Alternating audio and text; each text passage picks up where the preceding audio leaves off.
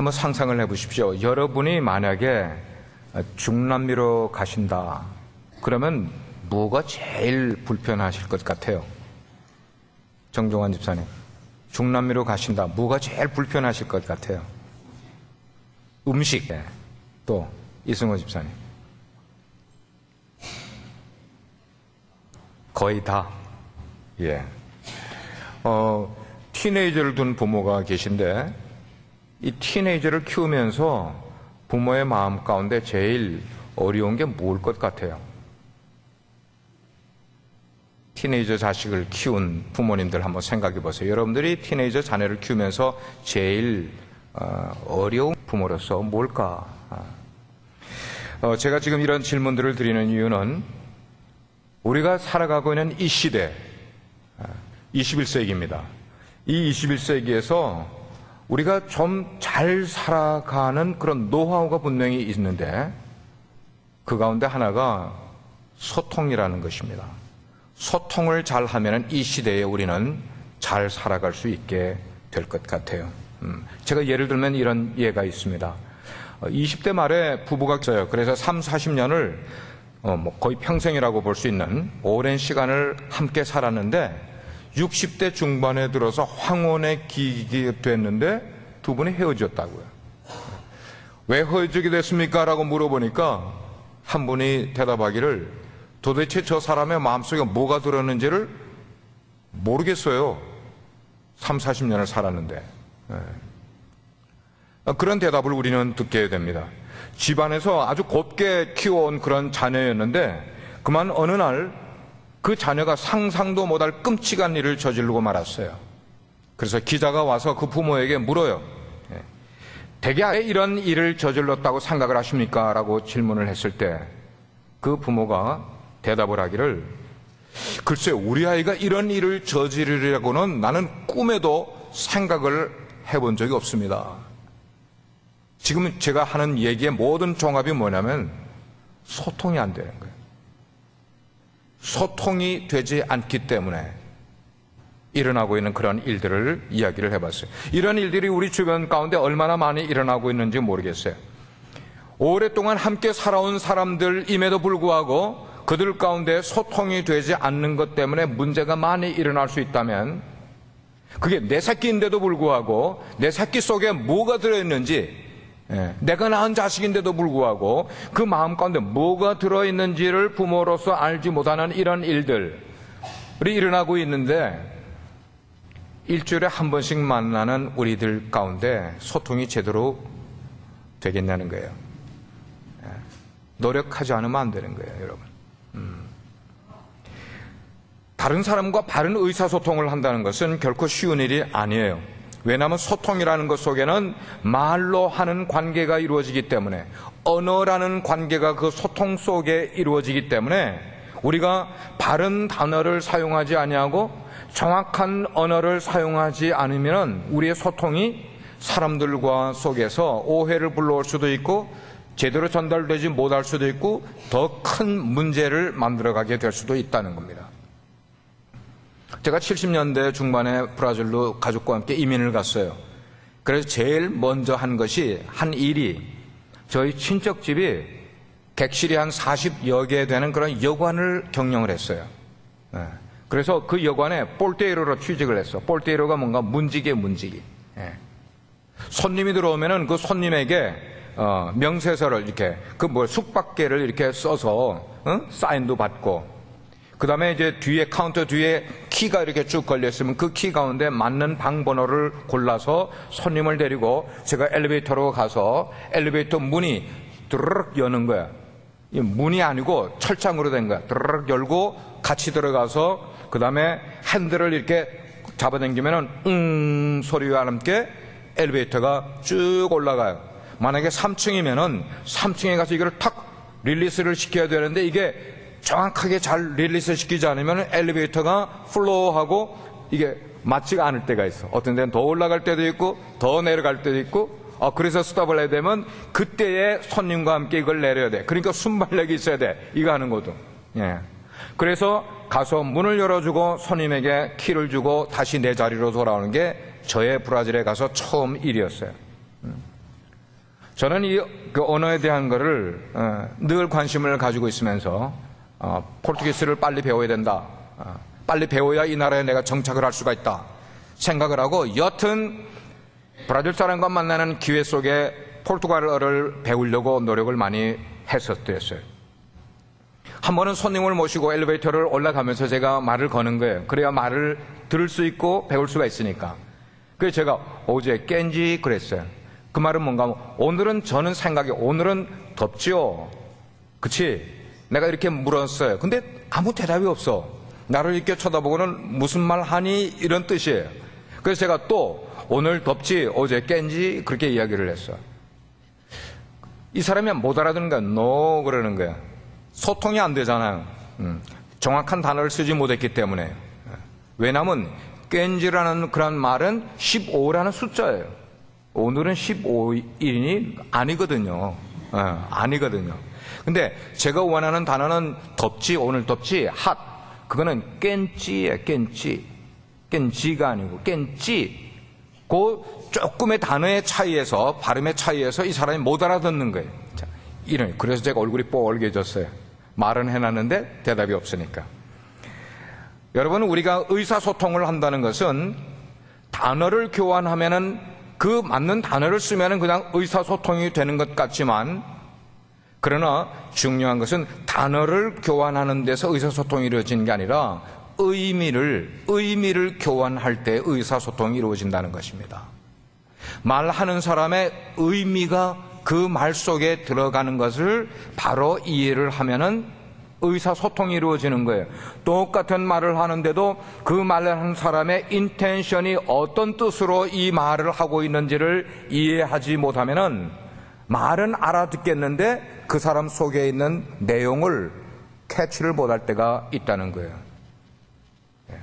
그래서 요즘 새로운 학문 가운데 대화법이라는 게 있어요. 대화법. 우리가 대화를 잘 만들어 가려면 교육을 받아야 돼요. 대화를 잘 하려면. 오늘 25절 말씀을 보니까 이런 구절이 기록이 되어 있어요. 이것을 비유로 너희에게 일렀거니와 때가 이르면 지금 이 말씀을 하시게 될 때에 요한복음 우리가 16장을 읽었지 않습니까? 요한복음 16장은 예수님이 13장부터 쭉 지금까지 말씀을 하시는 그 내용들이 여러 가지의 약속들, 내가 앞으로 어떤 일이 나에게 일어날 것이다, 너희들을 떠나갈 것이다, 십자가를 질 것이다, 뭐 이런 거를 13장에서 다 이야기를 해줬어요. 그러니까 14장에 나오는 게 제자들이 근심을 많이 하니까 거기서 너희는 근심하지 말라, 하나님을 믿으니 또 나를 믿으라, 이런 말씀이 그런 데서 막 나온 내용이란 말이에요. 그러면서 이런 약속들과 이런 도전의 내용들을 예수님이 제자들에게 쭉 복습을 시키는 거예요. 지금 복습을 시켜주는 그런 내용. 그러니까 그 복습을 시켜주는 내용 가운데는 의사 전달의 말들이 많이 표현이 되고 있어요. 밝히 말씀해 주시고 다시는 비유로 말하지 않겠다, 뭐 이런 게 다 뭔가 하면 의사 전달하는 그런 말씀을 그렇게 해 주신 거예요. 그리고 나서 지금 25절 보니까 때가 이르면 이라는 말이 나와요. 여러분, 여기서 때가 이르면 이라는 말이 의미하는 것은 아직까지 오지 않은 시간이야. 그거는 내가 십자가를 지고 죽었다가 그 다음에 내가 부활한 다음에 아버지께로 다시 올라가기 동안에 며칠 동안의 기간이 있었습니까? 40일 동안. 예수님이 부활하신 다음에 40일 동안 하나님 나라로 승천하시기 전에 제자들과 함께 있었는데, 그때가 되면은 그 말은 이미 죽었다가 부활한 다음이 되면은 그때야 너희들이 믿을 수 있을 것이다 하는 지금 그 말씀이에요. 이해가 되셔요? 여러분, 오늘 말씀을 빼지 말고 잘 들으셔야 돼요. 그렇기 때문에 40일 기간이 지나면은 너희들이 지금까지 나에 대하여 의심을 가졌던 그 의심이 믿음으로 변화될 것이다는 위로와 격려의 말씀을 주고 있는 내용이야, 오늘 말씀은요. 그리고 27절로 넘어가게 되니까 이는 너희가 나를 사랑하고 또 내가 하나님께로 온 줄 믿었으므로 아버지께서 친히 너희를 사랑하심이라. 이 구절에서처럼 예수님의 제자는 하나님의 사랑받는 사람인 거예요. 예수님의 제자는 하나님의 사랑받는 사람들이다. 예수님께서는 제자들에게 진리를 말씀하실 때에 가급적이면 듣는 제자들이 이해하기 쉽게끔 말씀을 쉽게 만들어 가셨어요. 어려운 내용은 비유를 들어서 쉽게 이해하도록 그렇게 말씀을 해 주셨어요. 더군다나 제자들이 무리랑 함께 섞여 있을 때 이해를 못했다 그러면 무리가 다 떠나간 다음에 제자들만 남았을 때 예수님은 그 제자들에게는 따로 이해 못한 내용을 더 쉽게 풀어서 설명을 해 주시는 분이 예수님이셨어요. 저는요, 하나님의 말씀은 아무에게나 주어지지는 않는다고 생각해요. 하나님의 말씀은 누구에게 주어지느냐? 하나님이 사랑하시는 자에게, 말씀을 맡겨도 될 사람에게 하나님의 말씀을 주신다고 저는 믿어요. 여러분 어떻게 생각하세요? 여러분의 중요한 속에 있는 이야기를 아무나에게 하시며 살아가시겠어요? 여러분에게 중요한 것은 여러분이 사랑하거나 여러분이 믿을 만한 사람에게 여러분의 속마음을 열어놓겠어요? What about you? 하나님의 말씀을 아무에게나 주시지는 않아요. 아무에게나 주시지 않는다는 말은 똑같이 여기 앉아서 하나님의 말씀을 들어도 어떤 사람은 깨닫는 사람이 있고 어떤 사람은 깨닫지 못하는 사람이 있다는 거예요.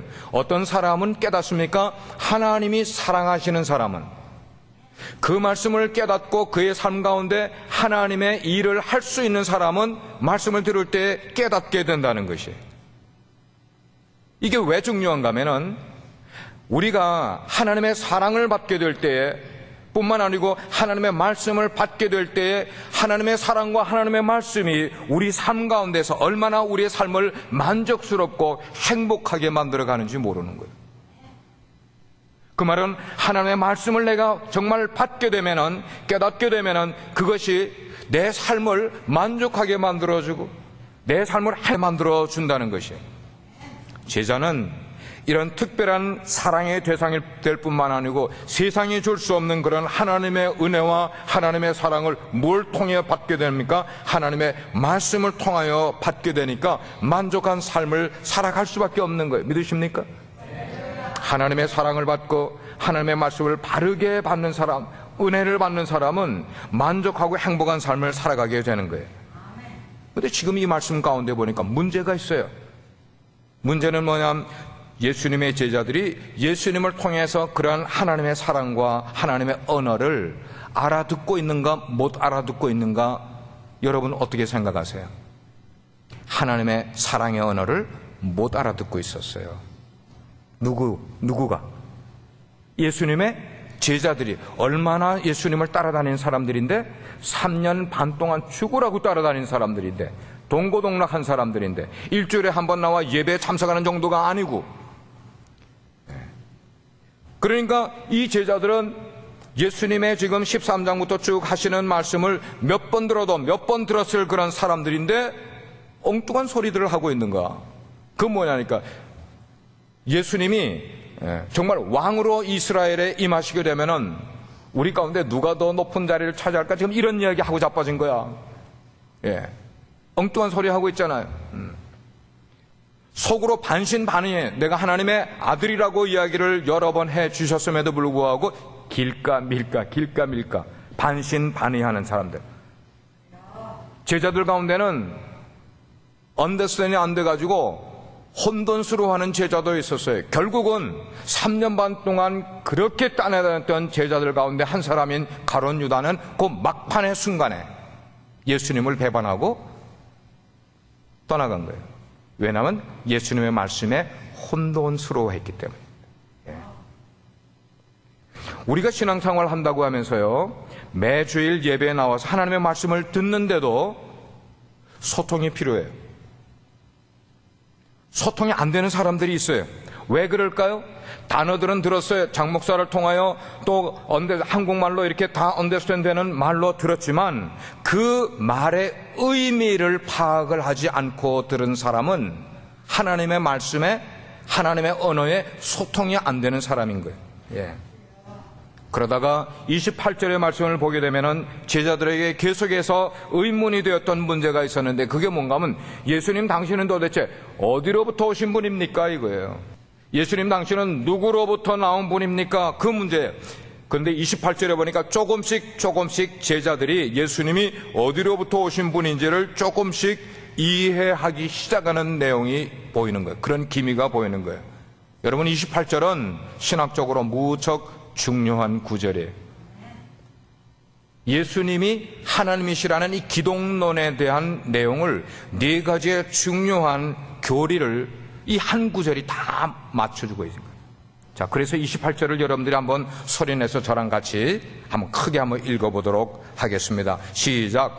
내가 아버지에게서 나와 세상에 왔고 다시 세상을 떠나 아버지께로 가노라. 여기서 중요한 네 가지를 여러분들의 주보에도 제가 포인트를 해놨는데, 첫째는 뭔가 하면 내가 아버지에게서 나왔다. 예수님의 오리진, 예수님의 기원이 뭐라는 것을 설명을 해주고 있어요. 누구로부터 나왔다는 거예요? 아버지. 여기 아버지가 누구세요? 하나님이신 거예요. 그 다음에 두 번째는 세상에 왔다는 거예요. 어떻게 왔다는 거예요? 어떻게 왔다는 거예요? 육신의 몸을 입고 성육신에서 오셨다는 거예요. 세 번째는 다시 세상을 떠난다는 거예요. 이게 무슨 말이에요? 다시 세상을 떠난다는 게 무슨 말이에요? 비행기 타고 간다는 거예요? 말 타고 간다는 거예요? 아니죠. 죽는다는 말이에요. 어떻게 죽는다는 걸 말하고 있어요? 십자가에 달려 죽을 것이다 하는 거예요. 십자가형을 받을 것이다. 그리고 마지막에 보니까 아버지께로 가노라. 이게 뭐 하는 거예요? 승천하신다는 말씀이에요. 예수님에 관해서 가장 중요한 네 가지 이야기, 예수님의 기원이, 예수님의 성육신이, 그리고 예수님이 십자가형을 받으실 것, 그리고 예수님이 마지막에 부활해서 승천하실 것에 대한 네 가지 내용이 이 한 구절에 모조리 다 포함되어 있네. 예. 이렇게 때가 되면 그때는 너희에게 비유로 말하지 않아도 너희가 이해할 때가 언제 올 것이다 이렇게 말씀을 하니까 제자들이 뭐라고 대답을 했어요? 30절을 제가 세번역 성경을 가지고 제가 인용을 해봤어요. 30절 보니까 그랬어요. 이제야 우리는, 제자들이 말하는, 선생님께서 모든 것을 알고 계시는 것과 누가 선생님께 물어볼 필요가 없을 정도로 환히 알려주신다는 것을 알았습니다. 이것으로 우리는 선생님이 하나님께로부터 오신 것을 믿습니다. 여기에 아주 당당하게 선생님이 하나님께로부터 오신 것을 믿습니다라고 지금 이야기를 했어요. 자, 여기에 제가 질문을 드리는 겁니다. 여러분께. 제자들이 입을 통해서 고백을 했어요. 믿습니다. 그 말은 우리가 신앙생활 하면서 믿습니까? 그러면 여러분들이 아멘 안 하고도 나는 예수 그리스도를 하나님의 아들로 정말 믿습니다 라는 그런 똑같은 고백을 지금 제자들이 했단 말이에요. 제자들은 지금 자기들은 예수님의 모든 말씀을 이해한다는 거예요. 예수님의 전지하심을 자기들은 깨달았다는 거예요. 예수님께서 하나님께로서 오신 분이라는 것을 믿는다는 거예요.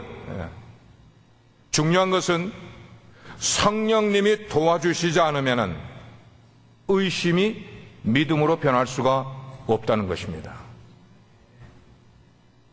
깨달아지세요? 우리가 의지로 믿으려고 해서 믿어지는 것은 세상에 없어요.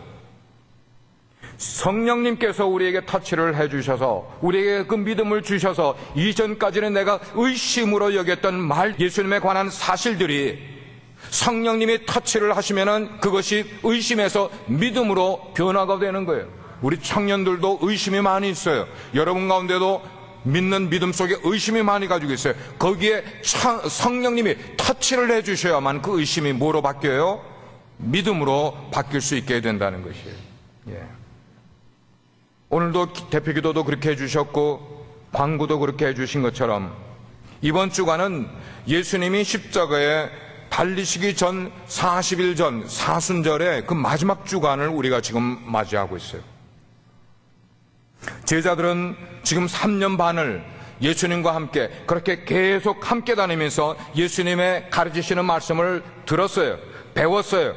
가르침만 배운 것 아니죠. 예수님이 이적을 일으켰습니다. 안진뱅이를 일으켰어요. 문둥병자를 고쳤어요. 소경된 자 고쳤어요. 심지어는 죽은 나사로를 살리는 그런 기적의 현장에 누가 함께 있었단 말이에요? 지금 이 말씀을 듣고 있는 제자들이 예수님의 가르침뿐만 아니고 기적의 현장에 항상 같이 있었던 그런 사람들인데, 이제서야 그들에게 예수님께서 하나님께로부터 오신 분을 믿겠다는 고백이 이제야 지금 나오고 있다는 거예요.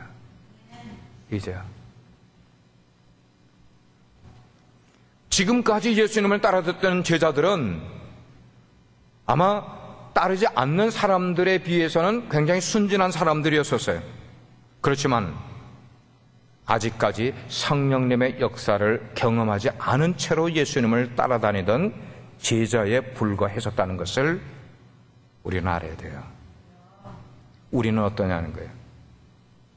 우리가 교회를 3년 다니는 게 중요한 게 아니고 10년 다니는 거 중요한 게 아니고, 우리가 집사를 받고 목자를 받고 안수집사를 받고 아니면 사역자가 되고 목사가 되고 이게 중요한 건 하나도 아니고, 정말 성령님의 역사를 내가 경험했느냐, 여기에 따라서 예수님을 알 수도 있고 모를 수도 있게 된다는 것을 말씀드리는 거예요. 예. 사랑하는 성도 여러분, 성경 말씀 이거를 이해하고 이해하지 못하고의 차이는요, 여러분들이 신학대학원을 다니면서 성경을 신학적으로 많이 공부를 한다고 해서 성경을 잘 깨닫는 게 아니고, 성경을 이해하고 이해하지 못하고의 차이는 한 가지밖에 없어. 그것은 성경을 읽는 사람에게, 성경의 말씀을 듣는 사람, 성령님이 그의 가운데 임재하시면은 그가 깨닫게 되는 거야. 성령님이 가르치시는 그 가르치심의 역사가 그 말씀을 듣는 사람에게, 그 말씀을 대하는 사람에게 역사할 때에 그 말씀을 깨닫게 되는 것이지, 우리가 학교에 가서 공부한다고 깨달아지는 것 아니라는 겁니다. 이해가 되세요? 이해가 되시면 아멘 하시기 바랍니다. 예. 제자들이 그제야 분명히 이해했다는 것처럼 대답을 해요. 이로써 하나님께로서 나오심을 우리가 믿사옵나이다. This makes us believe that you came from God. 당신이 하나님께로서 온 내용을 우리가 알습니다. 여러분, 제자들의 이 대답을 어떻게 생각하세요? 자, 이제 3년 반이 지나고 나서 예수님이 내일이면은 십자가에 달려 죽으실 때가 이르는 지금에, 이제 보니 당신은 하나님께로서 오신 분임을 이제는 우리가 믿겠사옵나이다 라고 제자들이 신앙 고백을 하는 이 순간에 그 고백이 진짜 믿었는가 하는 거예요. 진짜입니다. 여러분, 믿음이 뭐예요? 요 몇 번의 설교를 통해 제가 누차 여러분께 질문합니다. 여러분, 믿음이 뭐예요? 믿음이 뭐라고 생각하세요? 내가 입으로 예수님을 믿습니다라고 고백을 하면 이것이 신앙 고백이고 이것이 믿음입니까? 아니라는 겁니다. 우리는 한번 믿습니다라고 말할 수 있지만 우리 속에 믿지 않는 것이 가득 차 있는 거야. 예? 제자들이 정말 예수님을 하나님의 아들 되심을 정말 믿었을까? 여기 믿는다고 말했으니까. 제자들의 이 대답에는 여전히 모호한 부분이 많이 있음을 우리는 말씀을 통해 보게 돼요. 이 시점이 언제인가? 내일이면은 예수님께서 군졸들에게 붙들려 가서 십자가에 달려 고난을 받고 달려 죽으시고, 그리고 사흘이 지나면 부활하시고, 그 다음에 40일 지났다가 승천하셔서 하나님께로 가신다는 그러한 사실을 제자들이 확신했는데도 불구하고 여전히 제자들의 마음 가운데는 의심이 해결되지 않고 있는 모습이에요. 예. 말씀을 우리가 다시 보면은 제자들이 우리가 믿습니다 라고 고백을 했을 때 예수님의 대답은 그래 이제는 너희가 믿느냐? You believe at last? 드디어 너희들이 믿느냐? 너희들이 믿느냐? 근데 이 말씀을 하시는 예수님의 표정이나 예수님의 말씀을 하시는 그 태도를 보니까 흡족하지가 않으신 거예요. 제자들은 지금 예수님 앞에 고백적으로 이야기를 하고 있음에도 불구하고 예수님의 표정에는 제자들이 너무나 아직도 작은 믿음, 어린 믿음, 이런 것에 대한 탄식 혹은 실망이 이 말씀 속에 그냥 포함되고 있는 그러나 예수님은 나타내지는 않으셨어요. 예수님의 그런 모습을 제자들에게 나는 너희들 못 믿겠어, 이렇게란 말씀이에요. 예. 그러니 예수님의 표정이 지금 밝으실까 어두우실까? 어두워요. 아니 웬일이지? 당신은 하나님 아버지께로부터 온 줄 우리가 라고 고백을 했으면 예수님이 기뻐하셔야만 되는데 예수님의 표정이 어두워.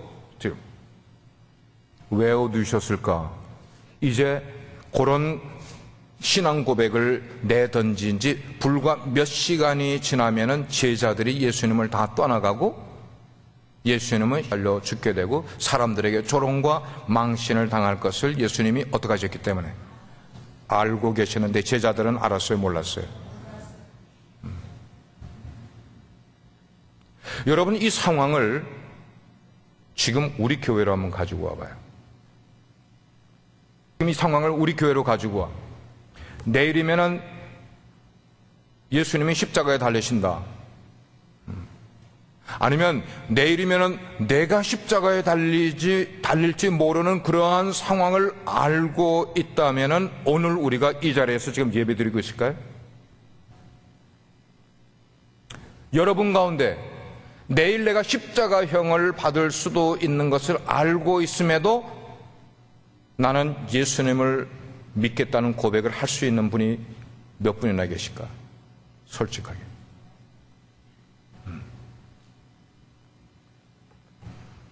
그래서 예수님이 그 다음에 32절을 나가시면서 너희들이 그렇게 지금 장담을 하고 자신감 있게 너희 스스로를 속이고 있는 모습을 예수님이 구멍을 내는 메시지를 32절에서 하고 계시는 거예요.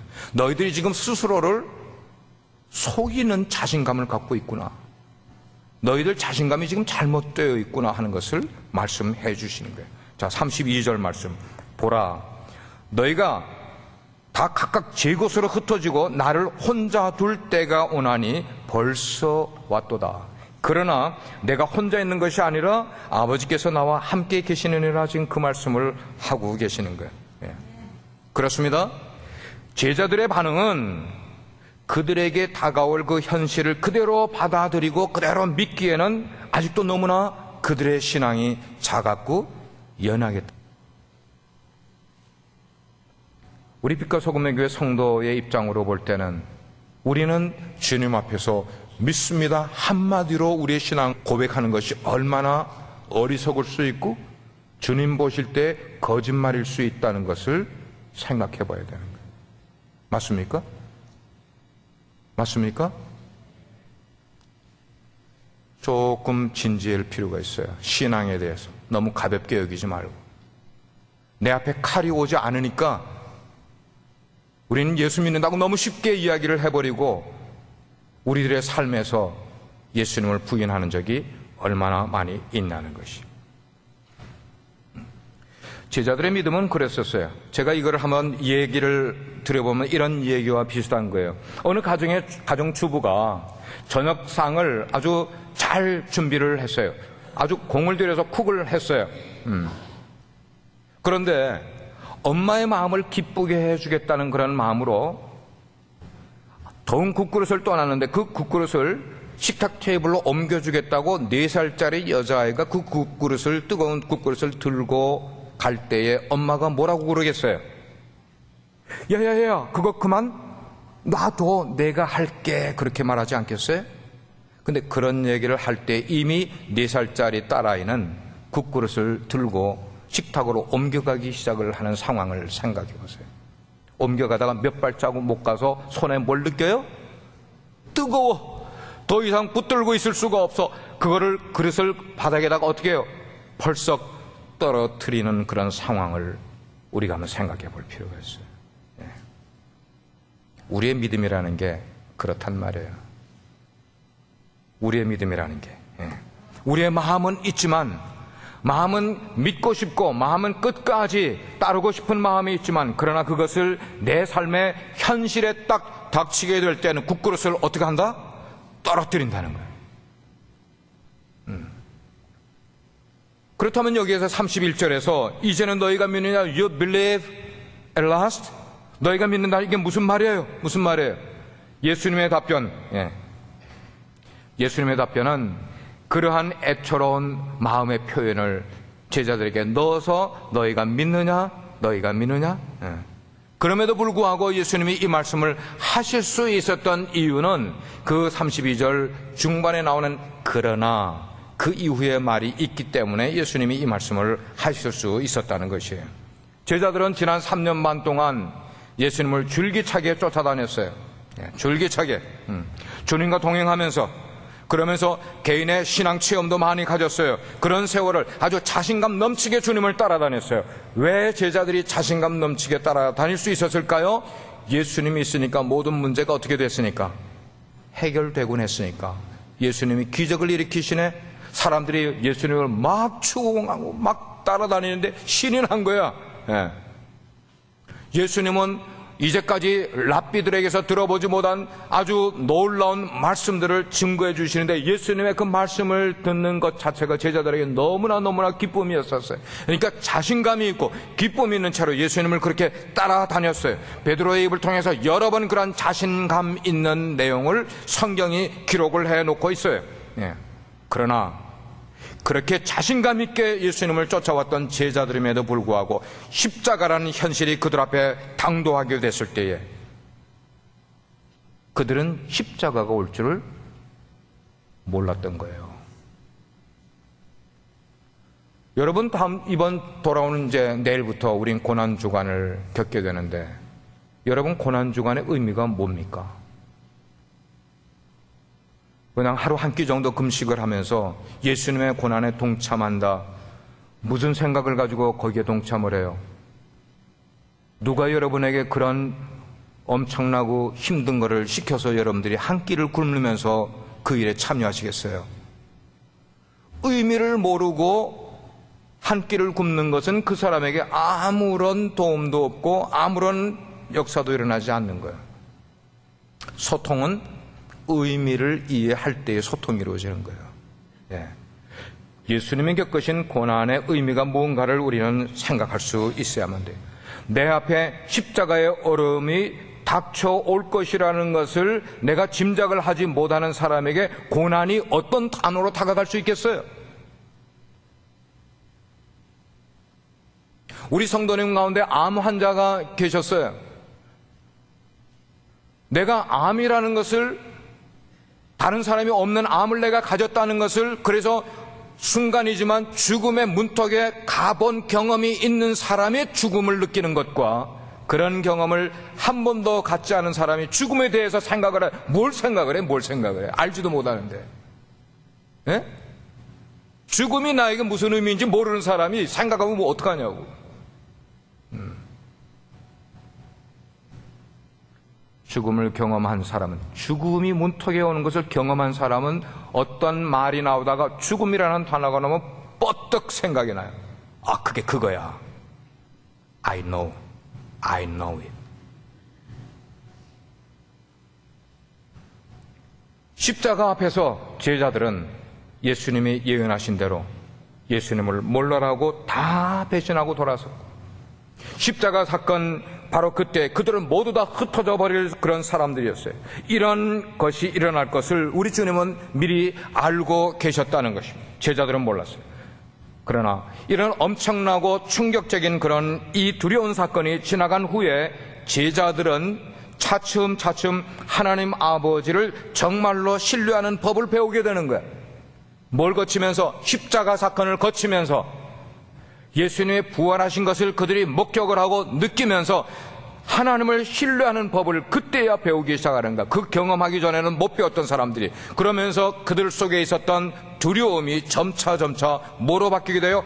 평안함으로 바뀌게 되는 거예요. 상황은 어려운데도 불구하고 예수 믿는 것 때문에 잡으러 다니는 사람들도 있고 핍박을 받는 사람들도 있고 예수 믿다가 잡히면은 화형을 당할 수도 있는 그런 상황이 있음에도 불구하고 이제는 더 이상 두려워하지 않고 평안을 가진 삶을 제자들이 살게 된 것이었어요. 근데 지금 이 말씀을 읽는 여기는 아직은 아니었단 말이에요. 아직은 아니었어요. 제자들은 주님과 나누는 마지막 대화일 수도 있는 바로 그 마지막 대화에서조차도 온전한 믿음을 가지고 잊지 못했었던 것을 16장이 아닌 20장으로 넘어가게 되면은 이런 글이 나오고 있어요. 20장 8절 9절 보면은 그때에야 무덤에 먼저 왔던 그 다른 제자도 들어가 보고 빈 무덤에 들어가 보고 믿더라. 그리고 성경은 말하기를 저희는 성경에 그가 죽은 자 가운데서 다시 살아나야 하리라 하신 말씀을 아직 알지 못하였더라 그랬어요. 실제로 부활을 목격하기 전에는 예수님이 부활하리라 말씀을 해줘도 믿었어요, 못 믿었어요? 못 믿었던 거예요. Same as us. 여러분들이 성령님이 그것을 여러분들에게 깨닫게 해주기 전에는 장 목사가 아무리 강단해서 우리가 예수 믿으면 영원히 삽니다. 영생을 가지십시오. 여러분은 죽어도 부활할 것입니다. 아무리 이야기를 해도 성령이 여러분을 터치해서 그를 깨닫게 해주시지 않으면 여러분들은 여전히 믿지 않을 거예요. 여기서 아멘 나와야 돼요. 3년을 같이 동행을 했던 제자들은 이렇게 예수님을 온전히 믿지 못하고 있었던 반면에 하나님께서는 어떻게 하셨는가? 하나님께서 당신의 아들을 보내신 그 하나님께서는 한순간도 예수님을 그냥 두지 아니하시고 늘 예수님과 함께 혼자 내버려 두지 않으셨어요. 십자가에 달리실 때요, 하나님 그 자리에 함께 계셨어요. 고통스러워 아파하실 때 하나님이 그 고통을 함께 느끼고 계셨어요. 그 시신을 아리마대 요셉의 무덤 속에 넣었을 때 그 무덤 속에 하나님이 함께 계셨어요. 3일이 지나서 부활할 때 하나님이 그와 함께 부활할 역사를 만들어 놓으신 것이었어요. 하나님은 제자들은 3년 동안 쫓아다녀도 나중에 다 떠나버렸지만 하나님은 한순간도 예수님을, 당신의 아들을 혼자 내버려두지 않으셨습니다. 우리에게 질문이 생겨요. 엘리 엘리 라마 사막다니, 나의 하나님 나의 하나님 어찌하여 나를 버리셨나이까? 누가 하신 말씀이에요? 예수님이 하신 말씀이에요. 어디에서요? 십자가상에서요. 나의 하나님 어찌하여 나를 버리셨나이까? 과거 어찌하여 나를 버리셨나이까? 정말 예수님이 그렇게 외친 그 외침은 하나님이 예수님을 버리셨기 때문에 외쳤어요? 그러면 그 순간에는 하나님이 떠나셨네요? 아니에요. 하나님은 당신의 아들이 고통을 겪고 있는 것을 다 보고 계셨어요. 다 보고 계시면서 잠시 못 본 척 하시면서 아들이 고통을 겪게끔 놔두신 거예요. 못 본 척 하시면서 아들이 그 고통을 겪어야만 인간의 죄를 사할 수 있는, 그리고 죽음을 경험하셔야만 인간의 죄를 대신 짊어질 수 있기 때문에 하나님이 잠깐 못 본 척 하신 것이었어요. 이만큼 예수님과 하나님 사이는 그렇게 친밀한 교제가 이루어졌기 때문에 그 예수님과 하나님과의 친밀한 교제, 이것이 바로 예수님 사역의 원천이고, 그리고 고난을 견뎌낼 수 있는 저력은 예수님이 하나님과 그런 긴밀한 교제를 가졌기 때문에. 마지막으로 예수님은 이렇게 말씀을 하십니다. 이것을 너희에게 이르는 것은 너희가 너희로 내 안에서 평안을 누리게 하기 위함이라 말씀합니다. 내가 이것을 너희에게 이르는 것은, 소통시키는 것은 너희로 내 안에서 평안을 누리게, 제자들을 책망하기 위해서 그런 것도 아니고 제자들을 불안하게 만들기 위해서 이 말씀을 하는 게 아니라 너희들이 내 안에 있음으로 평안을 누리게 하기 위해서. 그러면서 말씀하시기를 세상에서는 너희가 환난을 당할 수 있겠지만 그러나 담대하라, 내가 세상을 뭐라고요? 이겼노라. 할렐루야. 할렐루야. 너희가 세상에서는 환난을 당할지 모르겠으나, 아니 환난을 당할 거야. 그러나 담대. Take your heart. 담대. 내가 세상을 이겼다고 말씀하죠. 이 말씀은 제자들에게 예수님이 주실 수 있는 무한한 격려의 말씀이었었어요. 우리가 살아가는 세상, 환난이 있어요. 풍파가 있어요. 우리들의 삶의 어려움이 끊임없이 우리에게 정신적으로, 육체적으로 끊임없이 우리의 안팎에서 일어나고 있어요. 뿐만 아니에요. 우리를, 예수 믿는 것 때문에 우리를 미워하는 마귀의 세력들이 우리 주변에 있단 말이에요. 예. 자, 그런 가운데서 너희들이 위축되지 말라는 거예요. 주눅되지 말라는 거예요. 예수님이 여기서 담대하라고 말씀하시는 것, take heart 하는 것은 우리가 인간적으로 용기를 북돋아 주기 위한 것이 아니라 믿음으로 얻을 수 있는 용기, 믿음으로 많이 얻을 수 있는 그런 용기를 너희가 가지라고 말씀을 하고 있는 거예요. 예. 하나님의 살아계심을 믿을 뿐만 아니고 예수님께서 이 악한 세상을 이기는 그런 확신을 갖게 될 때 우리의 인생에서 어떤 환난이 오거나 핍박이 오거나 어려움이 오거나 시련이 오게 될 때도 참된 용기를 가지고 이 세상을 살아갈 수 있는 줄 믿으시기를 바랍니다. 그렇습니다. 우리가 세상을 이길 수 있는 비결이 필요해. 그 비결을 성경은 믿음이라고 말씀을 하고 있어요. 예수님의 제자는 믿음의 사람이 되어야만 되는 것이에요. 우리는 다른 사람들과 같이 믿지 않는 사람이 아니라 하나님의 자녀처럼 믿는 자들이 되어야만 되는 것이에요. 그러므로 그리스도인은 세상에서 어떤 환난을 겪을지라도 이것을 없애달라고만 기도하는 자녀들이 아니라 그런 것을 닥칠지라도 낙심하지 말라는 거예요. 낙심하지 말아요. 믿음의 사람. 오늘날 우리에게 필요한 건 바로 그런 믿음입니다. 예수님이 제자들에게 말했어요. 내가 세상을 이겼다고 말하고 있어요. 여기에 세상은 뭐예요? 사탄이 장악하고 있는 세상, 죽음이 장악하고 있는 세상. 그래요. 이 세상은 죽음이 장악을 하고 있어. 많은 사람들이 죽음의 문제로 어려워하고 힘들어하고 있어요. 그러나 우리 주님께서는 그 세상을 이기시고, 그 말은 사단을 이기시고, 그리고 죽음을 정복하시고, 그 죽음을 정복하고 부활하신 분이셔요. 예. 사망 권세까지 다 이기신 분이에요. 승리하게 되신 분이에요. 믿으시면 할렐루야 하시기 바랍니다. 예. 그러므로 주님 안에 거하는 제자들은 바로 이와 같은 승리를 우리들의 삶 가운데 맛봐야만 되는 거예요. 예. 오늘날 우리에게 필요한 것은 부활하신 예수 그리스도, 세상을 이기신 예수 그리스도, 그분을 믿는 믿음 안에서 이 세상을 살아가는 확신이 우리 가운데 필요해요. 그런 믿음과 그런 승리를 통해서 여러분의 삶 가운데 두려움이 있으면 그 두려움이 변해서 평안으로 이어지는 삶을 살아가는 저와 여러분 되기를 주의 이름으로 축원합니다. 기도하시겠어요? 이 시간에 우리가 한 1분 동안 하나님이여, 저의 마음 가운데, 저의 인생 속에 두려움이 있었습니다. 용서해 주시고 두려움이 변하여 평안함을 주시더라고.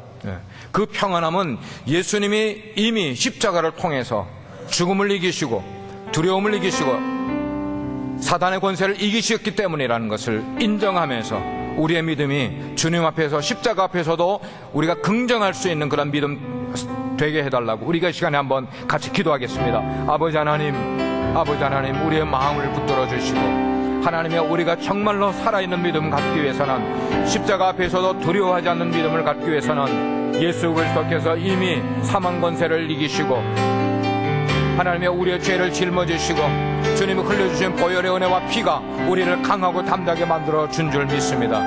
내가 세상을 이겼기 때문에 너희는 담대하라고 말씀하신 그 주님의 음성을 우리가 듣게 도와주시옵소서. 주님 함께 하시길 줄을 믿습니다. 주여 우리 가운데 은혜를 더하여 주시옵소서. 하나님, 성령이 우리 가운데 터치하지 아니하시면 우리가 말씀을 읽어도 들어도 우리는 전혀 우리 마음 가운데 와닿지 않을 것입니다. 그러나 말씀을 대하는 바로 그 순간 성령께서 역사하시면 그것이 깨달아지고 그것이 알게 되면 하나님, 그때부터 우리에게는 믿음이 생기는 줄 믿습니다. 주여, 이 자리에 앉아있는 한 분 한 분들에게 그런 성령을 통한 믿음이 생길 수 있도록 은혜를 도와여 주시고, 우리가 현실이 어렵고 힘들지라도, 답답하고 아픔이 있을지라도 그것을 넘어서 주께서 우리에게 보여주신 소망의 나라를 볼 수 있는 믿음으로 살아가게 도와주시옵소서. 예수 그리스도의 이름으로 간절히 기도드립니다.